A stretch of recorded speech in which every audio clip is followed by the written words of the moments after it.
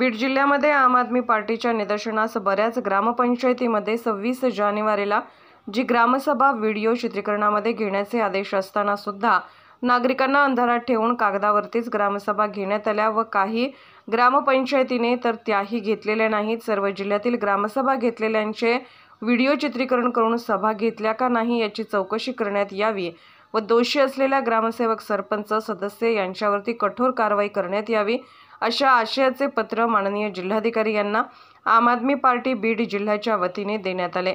जर सखोल चौकशी करून ग्रामसभा न घेणाऱ्या ग्रामपंचायत व ग्रामसेवकावरती योग्य ती कारवाई नाही केली तर सर्व गावकऱ्यांना सोबत घेऊन आपल्या कार्यालयासमोर आंदोलन करेल याची सर्वस्व जबाबदारी प्रशासनाची असेल असे निवेदन आम आदमी पार्टीच्या वतीने जिल्हाधिकारी यांना देण्यात आले। यावेळी माजी सैनिक अशोक येडे, जिल्हाध्यक्ष आम आदमी पार्टी, जिल्हा उपाध्यक्ष दादासाहेब सोनवणे, जिल्हा सचिव रामधन जमले, तालुका अध्यक्ष भीमराव कुठे, मिलिंद पाळणे, शहर सचिव दत्ता सुरवसे, मनीषाताई मुंडे, परमेश्वर नागरगोजे, रामभाऊ शेरकर इत्यादी कार्यकर्ते मोठ्या संख्येने उपस्थित होते।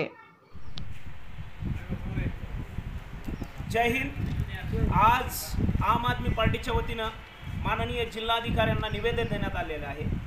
बीड जिल्ह्यामध्ये 26 जानेवारीला ज्या वर्षातून 4 ग्रामसभा व्हायला पाहिजेत त्याचप्रमाणे 26 जानेवारीला देखील महिलांची ग्रामसभा आणि गावची ग्रामसभा व्हायला पाहिजे। बीड जिल्ह्यामध्ये असे बरेच गाव आहेत की त्यामध्ये ग्रामसभा झालेली नाही आणि खोटे रिपोर्ट बनवून गावाला अंधारात ठेवून अशा बऱ्याच ग्रामसभा घेतल्याचं दाखवण्यात आलेलं आहे। परंतु सरकारी आदेश असा आहे की त्याची चित्रीकरण झालं पाहिजे आणि त्या चित्रीकरणाच्या अंतर्गत त्या ग्रामसभा झाल्या पाहिजेत। अशा ग्रामसभा झालेल्या नाहीत आणि ज्या गावामध्ये ग्रामसभा झाल्या नाहीत त्या गावातील ग्रामसेवक असेल आणि सरपंच आणि त्यातील सदस्य असतील यांच्यावरती बडतर्फची कारवाई करण्यात यावी अशा आशयाचं पत्र आम आदमी पार्टीनं आज जिल्हाधिकारी महोदयांना दिलेलं आहे।